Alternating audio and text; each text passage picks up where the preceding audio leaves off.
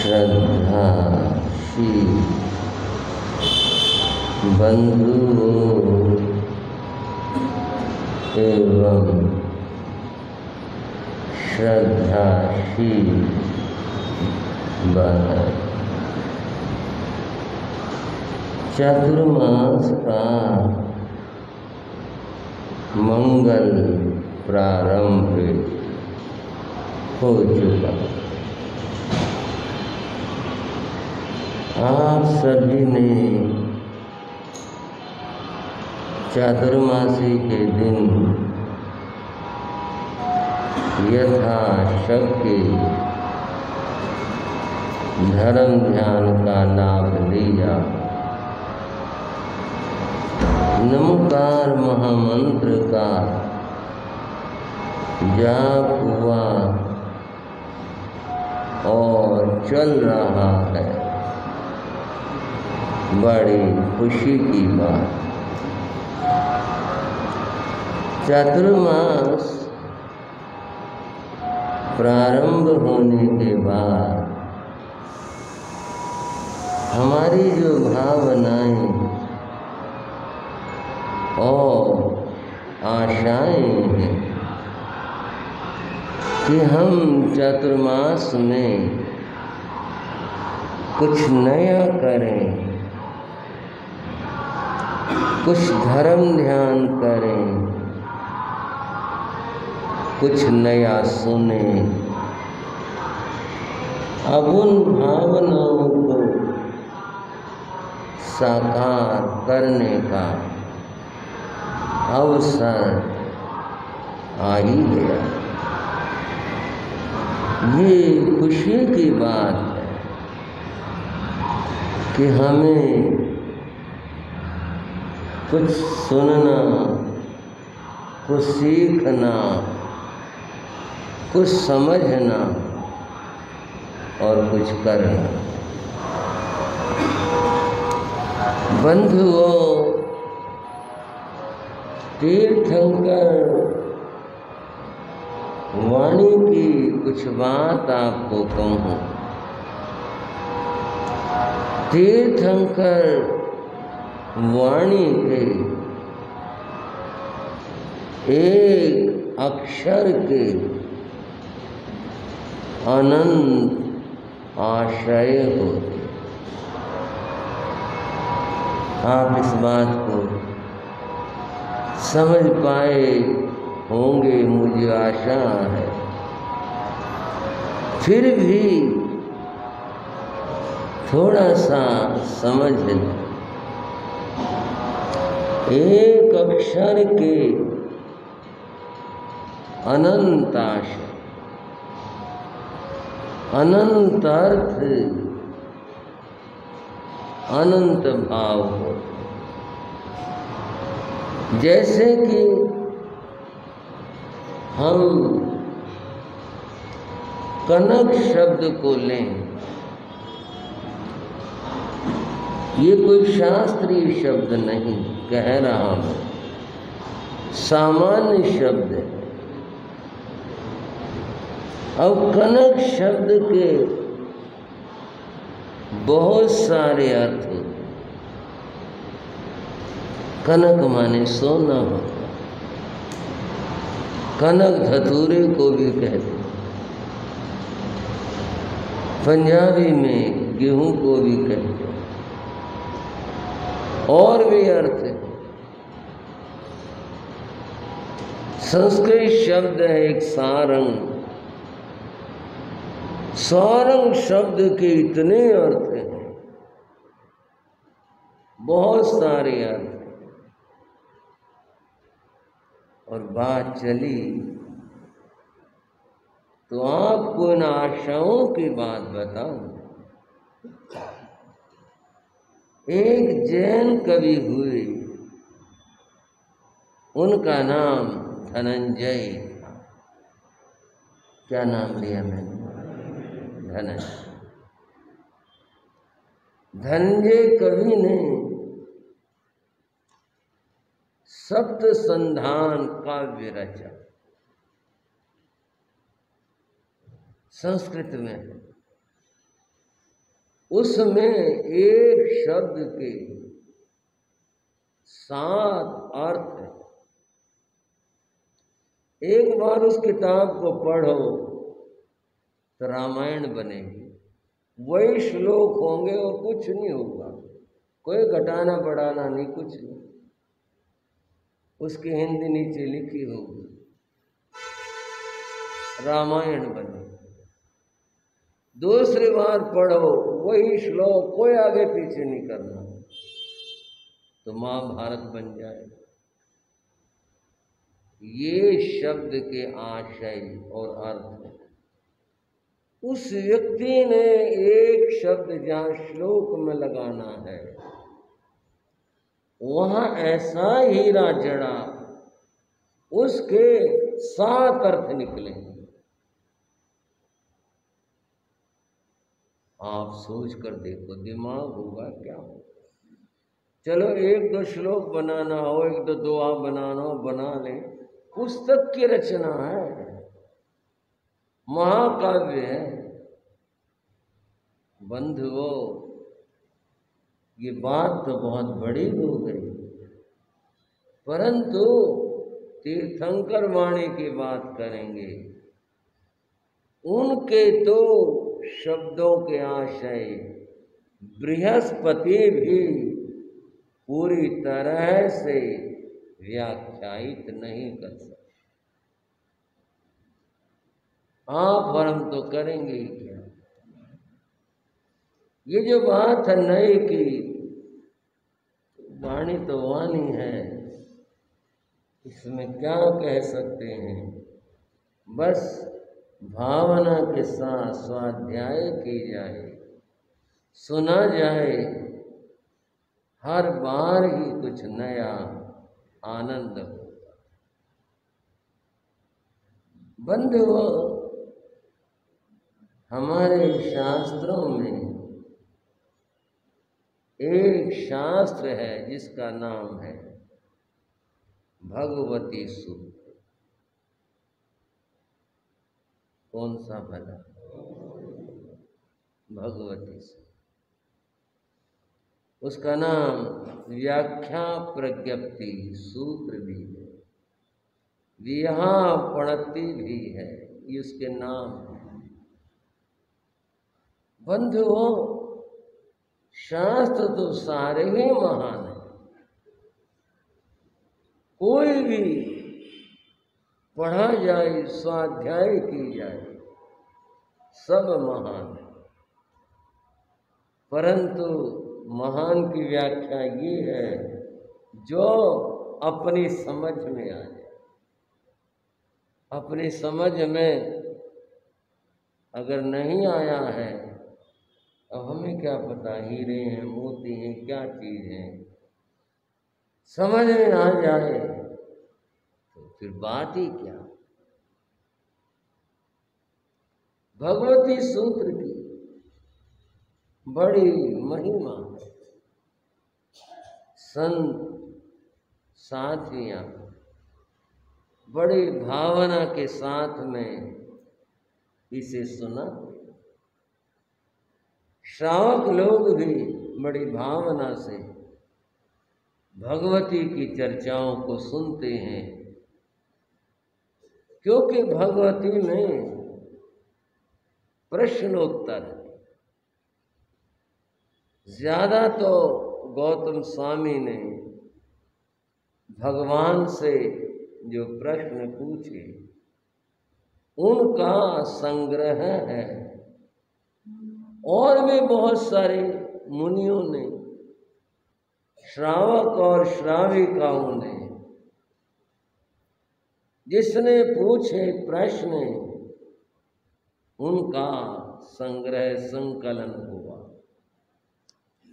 तो वर्तमान में इस समय में भी भगवती सूत्र में 36,000 प्रश्न हैं। भाई सोचो आप, कितने सारे, 36,000। और जब 36,000 प्रश्न हैं तो फिर उत्तर भी भगवान के, समाधान भी भगवान की। 36,000 है। इतना विशाल यह शास्त्र। स्वाध्याय करने वाले स्वाध्याय करते हैं, आनंद लेते हैं, और अगर कुछ थोड़ा कोई गहरे से आनंद ले तो यूं लगता है कि भगवान के सामने बैठे हैं और बातचीत हम कर रहे हैं, संवाद वार्ता हमारी हो रही है भगवान से। कितना अच्छा लगता है, कितना अच्छा महसूस होता है। बस श्रद्धा के साथ उसमें डूबा जाए, कितना आनंद है। पंजाब परंपरा के एक संत हुए, उनका नाम था श्रद्धेय श्री रामलाल जी महाराज। मेरे बाबा गुरु का नाम तो राम जी लाल जी महाराज, वो रामलाल जी हो। वे तो काफी ऊपर की पीढ़ियों में हुए। श्री रामलाल जी महाराज अकेले नहीं बना योग शिष्य का, बाद में उनके शिष्य बने, और उनके शिष्यों से ही वर्तमान में जो पंजाब मुनि परंपरा है, जिनमें श्री मायाराम जी महाराज के संत, श्री सोहनलाल जी महाराज के संत और श्री मोतीलाल जी महाराज के संत, ये तीन ही मुख्य धाराएं हैं। ये सब वहीं से आई हैं। उस समय श्री रामलाल जी महाराज का कोई शिष्य नहीं, अकेले विचरण करते थे। विचरण करते हुए श्री रामलाल जी महाराज हरियाणा के गांव रिंढाना में पधारे। वहां गए, ठहरे, गांव वासियों, वहां श्रावक थे, पुराने श्रावक, सेवा भक्ति का लाभ लिया। कुछ एक बात समस्या में नहीं आई, क्योंकि उनके पास में कुछ खास पुस्तकें नहीं थी। पहले हस्तलिखित शास्त्र होते थे, साधु लोग उनको लपेट करके सुरक्षा से रखते थे, और जब विहार करते थे तो अपने कंधे पर उनको लेकर के चलते थे। उनको पुट्ठा कहते थे। पुट्ठा ये पृष्ठ कमर का भाग, इस पर जो रखा जाता है तो वो लपेट कर अपना रखते थे। उनके पास वो नहीं थे। तो श्रावकों में आपस में बात हुई और उनसे बोले तो महाराज के पास तो कुछ है नहीं। बोले महाराज व्याख्यान करोगे? हाँ भाई, सुनोगे तो कर देंगे, क्यों नहीं करते। क्या बात हुई? संदेह किस बात का हो? बोले आपके पास में शास्त्र तो है नहीं, तो सुनाओगे कैसे? श्री रामलाल जी महाराज बोले तुमने कौन सा शास्त्र सुनना है? हाँ भाई, प्रशांत विहार श्राव। महाराज बोले कौन सा शास्त्र सुनना है? अब इस बात की उम्मीद नहीं थी, संत इतनी बात है। बोले भाई कौन सा सुनोगे? हाँ भाई बोलो भाई, आपस में बोले। एक श्रावक बोले महाराज नाम बहुत सुनते हैं श्री भगवती जी सूत्र का, हमारी बड़ी तमन्ना है इस बात की। मैं सुना रहा हूँ इतिहास की घटना, और थोड़ी सी आपकी भावनाओं को भी जगा रहा हूँ। आप भी मन के अंदर भावना रखा करो इस बात की, शास्त्र सुनने को मिले, भगवान की वाणी सुनने को मिले। और कोई जरूरी नहीं भगवती सूत्र की बात हो, कोई भी शास्त्र हो, उत्तराधयन हो, दसवीं कालिक हो, नंदी सूत्र हो, आचारांग सूत्र हो, स्थानांग सूत्र हो, कोई भी हो, भगवती सूत्र हो, भावना रखनी चाहिए। श्रावकों ने कहा जब नाम सुनते हैं भावना बढ़ी है, कभी काम नहीं पड़ा, भगवती सूत्र सुनना चाहिए, तो कोई बात नहीं, भगवती सुना देंगे। और तुम्हारे पास अगर शास्त्र हो तो तुम लेते आना अपने। संयोग के बाद वहां रिंधाना में हाथ के लिखे हुए शास्त्र थे। बोले भाई शास्त्र ला देंगे, महाराज की बात को सुनाएंगे, ला देंगे। भाई लोग शास्त्र लेकर आए और फिर बोले लो महाराज करो। बोले नहीं ये तो तुम रखो, मेरे को जरूरत नहीं है, तुम रखो, तुम अपना लेकर बैठो और आप तुम बैठो। श्रावक लोग शास्त्र लेकर बैठे। बंधु आगे सुनाने से पहले एक जयकार बोलना चाहता, आप साथ देंगे। बोला परम श्रद्धेय श्री रामलाल जी महाराज की। वो बैठे, उनको पूरा भगवती सूत्र मुंह जबान याद था। इतना बड़ा शास्त्र जिसमें 36,000 प्रश्न और उनके उत्तर हो, इतना बड़ा शास्त्र आपकी लाइब्रेरी में, यहाँ भी देख लेना कितने वॉल्यूम है उसके, सबसे बड़ा वही है, सबसे ज्यादा भाग उसी के ही है। उनको सारा याद था और उन्होंने तो जी सुनाना शुरू कर दिया, वाचना शुरू कर दिया।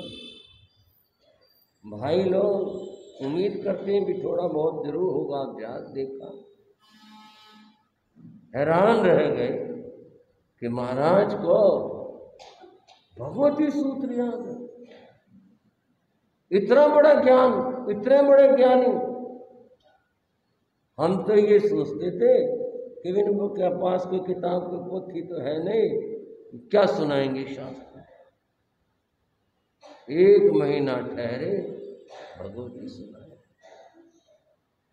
आनंद हो गए, लोग भी आनंद से भर गए, गदगद हो गए। बोला धन्य महाराज, इतनी बड़ी ज्ञान की उपलब्धि, इतनी बड़ी राशि और इतनी बड़ी कृपा करी, धन्य धन्य हो। बंधुओं, मैं इस घटना से 2 बात कहना चाहता हूं। एक तो यह है, देखो संतों का ज्ञान कितना रहा होगा। रामलाल जी महाराज का उदाहरण मैंने दिया, वर्तमान में भी ऐसे संत और साध्वियां जिनको पूरे पूरे शास्त्र याद, कितनी बड़ी बात है। और दूसरी बात ये कहना चाहता हूं कि उन श्रावकों को उनके मन में जिज्ञासा, भावना थी, थोड़ा सा विषय कठोर ना हो जाए इसलिए कह रहा हूं। जब अपने मन में भीतर में प्यास होती है तो आदमी चला आता, सुनना है भाई, हमने भगवान की वाणी सुननी है, हमने शास्त्र सुनना है। मैं पहले अपनी बात कह रहा हूं, तब यूं नहीं होता, फैक्ट्री दुकान और कार्य आदमी अपने सेटिंग सब करता है, जब काम होते हैं अपने तब भी तो किया ही जाता है। मन में प्यास जगे, भावना जगे कि हमने शास्त्र सुनना है, तो बंधु कितना अच्छा हो। फिर उस प्यास में जब पानी पिया जाता है उसकी बात ही अलग है, जिज्ञासा हो भीतर में उसकी बात ही अलग। बंधु, पहले हिंदुस्तान भारतवर्ष विशाल था। इसकी जो सीमाएं हैं वो अफगानिस्तान तक आगे तक होती है, और पाकिस्तान तो आपकी यादों में ही बना है। जो वर्तमान का बांग्लादेश है, कभी ये पाकिस्तान कहलाता था, पूर्वी पाकिस्तान, और उससे पहले ये भारत का हिस्सा था। जब ये भारत का हिस्सा था तो भारत के बहुत लोग वहाँ व्यापार के लिए जाते थे, वहाँ से इधर आते थे। सारा देश चूंकि एक था। ढाका की मलमल तो बड़ी प्रसिद्ध रही है किसी जमाने में, वो बहुत बारीक बताते हैं, कहते हैं इतनी बारीक होती थी।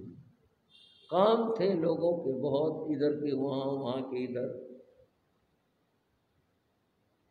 एक जैन सेठ थे जो मुर्शिदाबाद में रहते थे। वहाँ का एक जिला है वर्तमान बांग्लादेश का, मुर्शिदाबाद, वहाँ रहते। काम था उनका अपना, वहाँ काम सब अच्छा था, लेकिन संतों का जाना नहीं होता उधर संत, क्योंकि इलाका प्रदेश उस तरफ का पहले भी आज भी इसी तरह का था और है, मांसाहार आदि इस तरह का ज़्यादा, तो संतों का जाना होता नहीं। सेठ कभी इधर आते तो संतों के दर्शन करके जाते सारी जगह, कि भाई उधर तो संत आते। एक बार ऐसे घटना, एक यति जी मुर्शिदाबाद गए और सेठ के यहाँ पर गए। ये यति जैन होते और यति लोग साधु के और गृहस्थ के बीच की साधना होती, बीच की करना। जैसे यति लोग सवारी में बैठते थे, पैसा रखते थे, आप कहोगे और क्या कमी रहेगी, कमी की बात सुनो। वे सत्य महाव्रती होते थे, ऐश्वर्य महाव्रती होते थे, ब्रह्मचारी होते थे, लेकिन अहिंसा अणुव्रत का पालन करते थे और अपरिग्रह अणुव्रत का पालन करते थे। वो पैसा रखते थे, सवारी में बैठते थे, और बाकी साधु आचार जो भी था, तो मैंने आपको बताया वो बीच की कड़ी थी।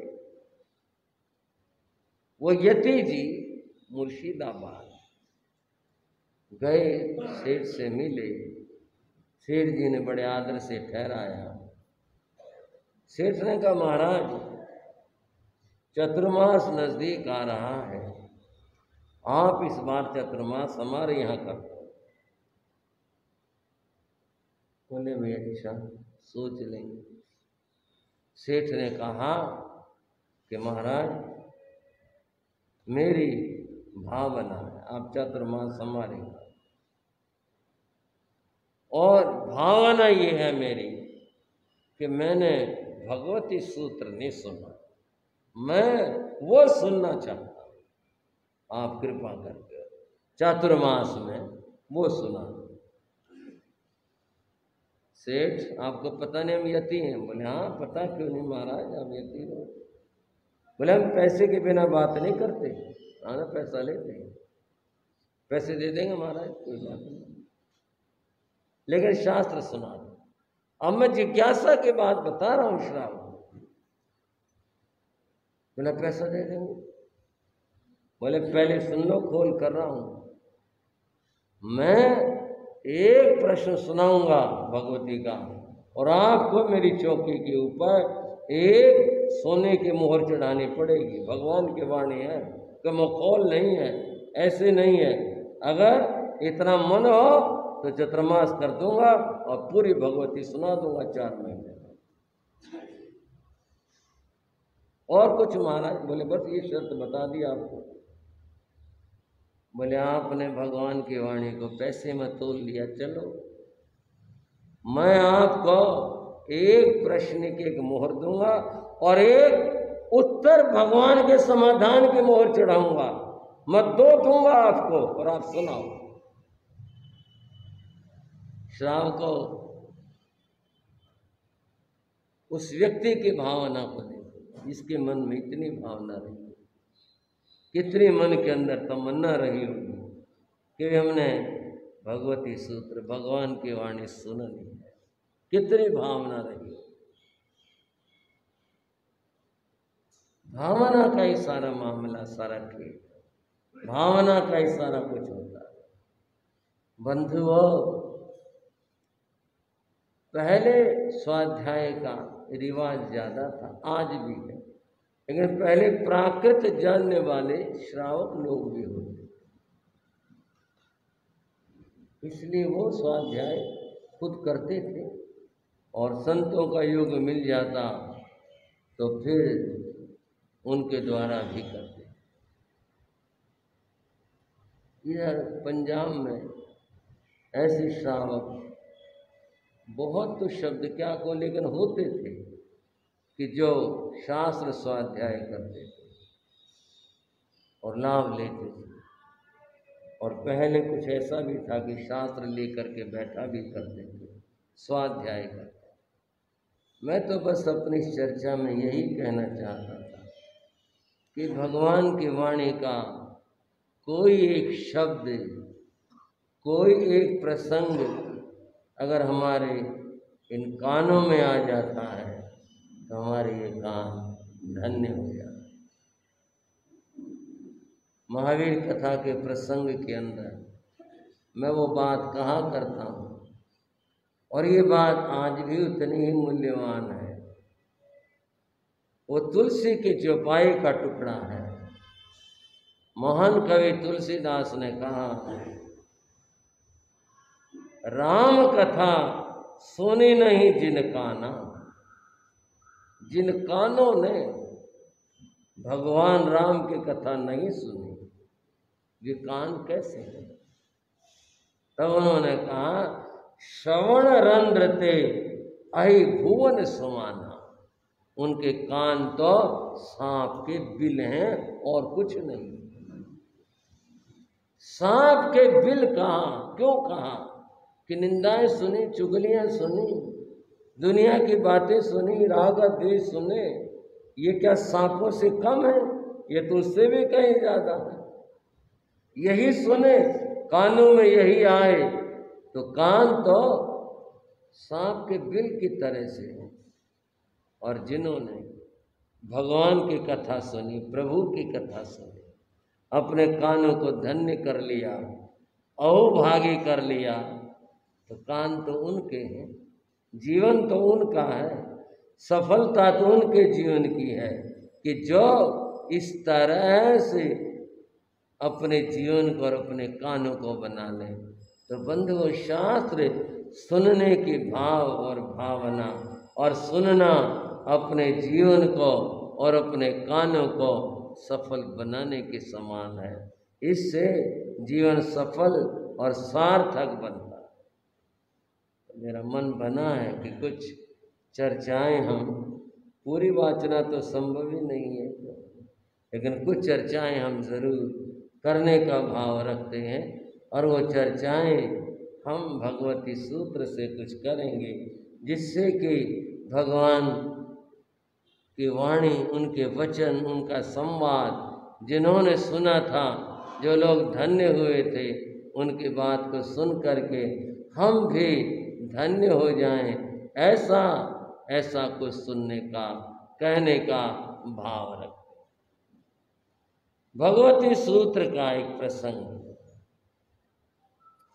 एक बार भगवान विहार करते हुए तुंगिका नगरी पधारे। नगर का क्या नाम लिया भाई? तुंगिका। वर्तमान में जो ऐसे लोग हैं जो शोध करते रहते पुरातत्व विषयों की, उन्होंने बताया कि पटना से 10 कोस दूर पर एक गांव है, उसको उन्होंने तुंगिका नगरी ठहराया। बोले ये थी वो जगह। अभी भी कुछ चीज़ों को देख करके अनुमान लगाया जाता है, भाई ये स्थान वो होना चाहिए, जगह वो होनी चाहिए। कुछ बातें तो बेतुकी भी होती हैं, वो बेतुकी बातें वैज्ञानिक नहीं होती, यूं ही होती। एक जगह हम गए, एक बहुत ऊंचा मिट्टी का ढेर लगा हुआ था। ऐसे ही भाई बोले जी हाँ भीम ने जूती झाड़ी थी। ठीक, बोले इतनी बड़ी जूती होती थी, इतनी बड़ी उसमें मिट्टी आ गई थी कि उसमें मिट्टी घुस गई जूते में, उसने निकाल करके यहाँ जूते झाड़े थे, उसका इतनी मिट्टी निकली, इतना बड़ा ढेर है। यूं भी है मामला, कहीं कोई बात का तुक हो, कोई बात की संभावना हो कि भाई ये बात हो सकती है, तब तो आदमी सोचे भी। और न जाने ऐसी ऐसी कितनी कितनी बातें जो हैं प्रचलित है दुनिया में, और दुनिया बिना सोचे माने भी रहती है, बोलती भी रहती है कि यूँ हुआ था, यूँ हुआ था। बंधुओ, बात वह हो जिसके अंदर कुछ विचार हो, प्रमाण हो, कुछ बात में तत्व हो, तब होती है बात। तुंगिका नगरी भगवान महावीर के समय की एक बड़ी अच्छी नगरी। तुंगिका नगरी जिसको लिए मैंने बताया कि वर्तमान पटना से वो 10 कोस दूर बताई जाती है, ऐसा कुछ पुरातत्व विशेषज्ञों ने ऐसा निर्णय लिया, ये वो स्थान। परंतु भगवान महावीर के जमाने में तत्णं बहवे समनो वासया परिवसंति, ये पाठ है।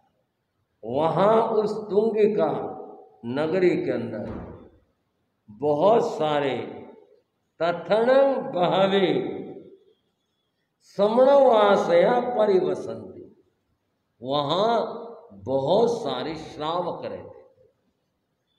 ये तो हो जाता है किसी जगह पर, किन्हीं की आबादी ज़्यादा हो, किन्हीं की जाती आबादी ज़्यादा हो, वहाँ रहते होंगे, काफ़ी लोग रहते होंगे, श्रावक जन रहते होंगे, वहाँ पर बहुत सारे श्रावक लोग रहा करते। उन श्रावकों का परिचय वो मैं थोड़ा आगे कहने का भाव रखता हूँ और बताऊंगा। श्रावकों की बात कैसे और क्या शास्त्र में और क्या बताई गई, वो चर्चाएं अब धीरे धीरे आप क्या करेंगे, बताएंगे। और फिर भगवान की बात यहाँ पर क्या है उसकी चर्चा करेंगे। तो ये बात आगे के लिए रखते हैं। आज तो मैंने भगवती सूत्र की कुछ भूमिका और महत्ता आपको बताई है, ये चर्चा इतनी रखते हैं। थोड़ी सी चर्चा में आपके सामने और भी करना चाहूँगा, और वो यह है चर्चा भगवान महावीर के शासन के अंदर, जिसको हम जिन शासन कहते हैं, उसमें बहुत सारे ज्ञानी विद्वान आचार्य, और 2 तरह के आचार्य होंगे। एक तो परंपराबद्ध, उसके बाद ये, उसके बाद ये, उसके बाद ये, श्रृंखला और कड़ी के समान। और एक वे हुए जिनके अपनी परंपराएं थी तो सारे महावीर के शासन के ही, लेकिन उनके क्रमबद्ध और श्रृंखला नहीं है। थोड़ा सा शुरू करते हैं, देखते हैं, बात करेंगे। जिन शासन गौरव गाते हैं, जिन शासन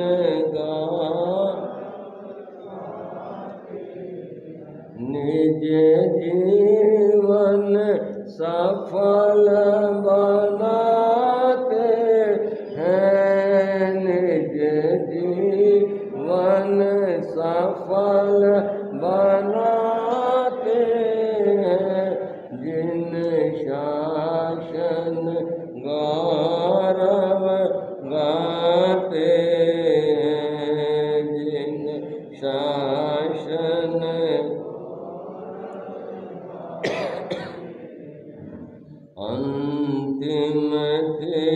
तीर्थंकर वीर प्रभु, अंतिम तीर्थंकर वीर भव सिंधु में सुख तीर प्रभु, भव सिंधु में सुख तीर प्रभु। हम उनको शीश झुकाते हैं, हम उनको शीश झुकाते जिन शासन गौरव गाते हैं, जिन शासन गौरव। बंधु, यूं तो जिन शासन परंपरा वर्तमान 24वीं से अगर बात करें तो भगवान ऋषभदेव से शुरू हो, पर ये तो इतना बड़ा इतिहास है जिसको समेटना मुश्किल है।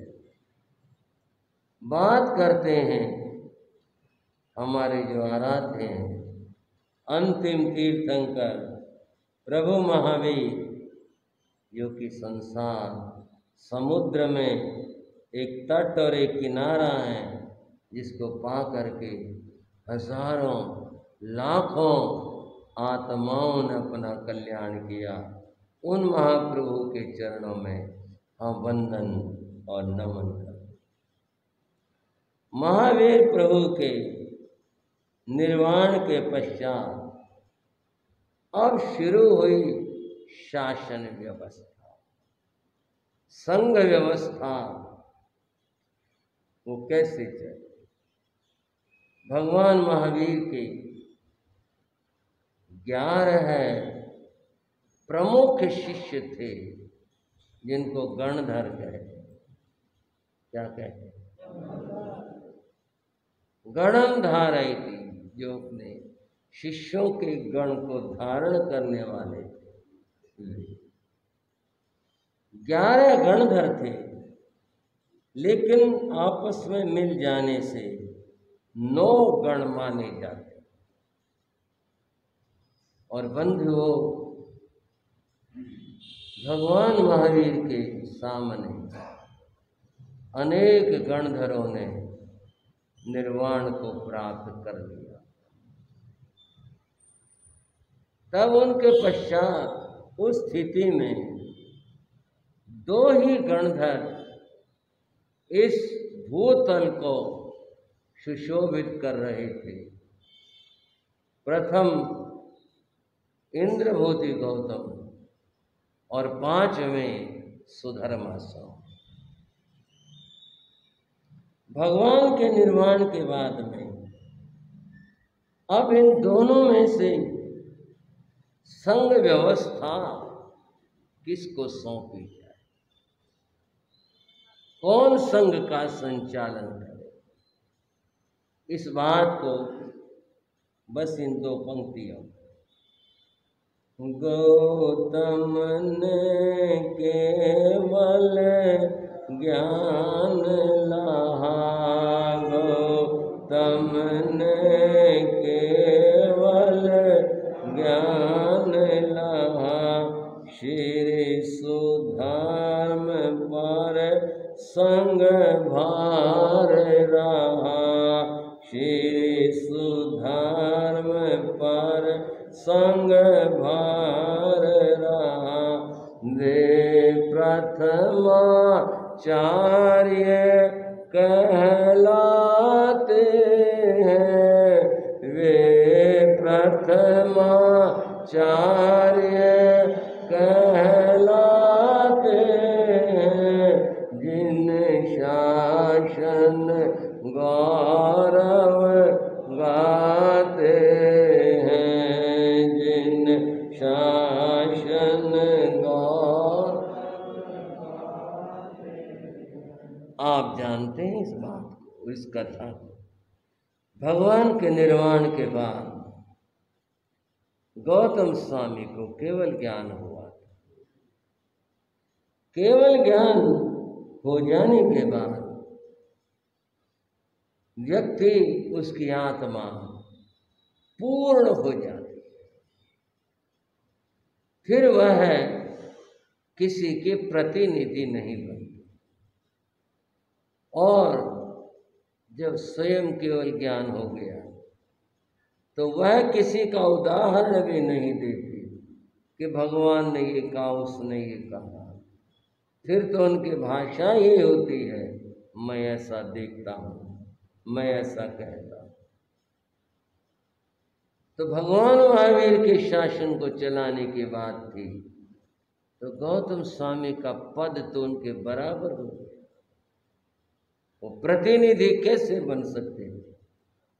तब सुधर्म स्वामी को प्रभु के पाठ के ऊपर बैठाया गया और सुधर्म स्वामी वीर शासन के प्रथम आचार्य कहलाए।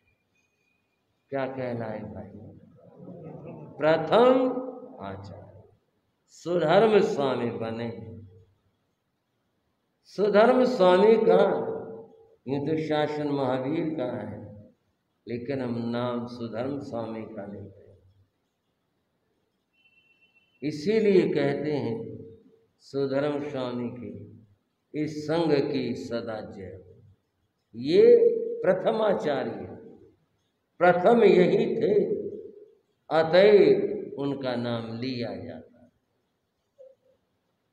सुधर्म स्वामी का जन्म कोलाक ग्राम के अंदर हुआ। मैं एक सुझाव सा दे रहा हूं, अगर आपको रुचिकर लगे, अगर एक छोटी सी डायरी आप अपने पास रख लिया करें और जो बात आपको प्रिय लगे, आपके मन को छुए, उसको आप लिख लें तो अच्छा रहे। अब जैसे मैं ये आंकड़े ही बोल रहा हूँ, ये भी अगर आप लिख लें तो कभी आप दोहरा सकते हैं कि ये सुधर्म स्वामी कहाँ के थे। ये थे कोलाक सन्निवेश। इनके पिता का नाम धम्मिल था और इनकी माता का नाम भद्दिला था। इनके यहाँ इनका जन्म हुआ। सुधर्म वेद और वेदांगों के ज्ञाता थे, महान विद्वान थे और फिर अपनी विद्वता से भारत भर में अपने धाक जमाते हुए यज्ञ याग आदि जो क्रियाएं वैदिक परंपरा की हैं उन सब को करते हुए ये पूरे भारतवर्ष में इनका नाम छाया हुआ। भगवान महावीर के लिए जब संपर्क में आए उस समय इनकी आयु 50 वर्ष की। अब एक अंदाजा से हम करते हैं, 50 वर्ष का आदमी पूरा परिपक्व है, अनुभवी है, घूमा फिरा देखा सब कुछ, ऐसे परिपक्व थे ये। कोई भावुकता में महावीर के पास नहीं आए, वेदों के ज्ञाता, वेदांग के ज्ञाता और 50 साल की जिसकी आयु है, अगर हम यूं भी कहें 25 साल की उम्र में इन्होंने अपना अध्ययन पूरा किया हो, 25 साल से इनका अनुभव चला रहा था, ऐसे में और ये महावीर को समर्पित हुए तो परिपक्व अवस्था और परिपक्व बात। बंधुओं, 30 वर्षों तक ये भगवान के साथ साथ विचरे, क्योंकि भगवान को केवल ज्ञान हुआ और केवल ज्ञान होने के अगले ही दिन जो है ये परिचय में आ गए और तभी इनकी दीक्षा हो गई और केवल अवस्था भगवान की, लगभग शब्दों में कह रहा हूँ 30 वर्ष तक ये भगवान के साथ साथ में रहे। इस तरह से जब भगवान का निर्वाण हो गया तब ये भगवान के पाठ पर सुशोभित हुए, और ये प्रथम आचार्य बने और 12 वर्षों तक ये आचार्य पद के ऊपर रहे, 12 वर्ष तक। और इसके बाद में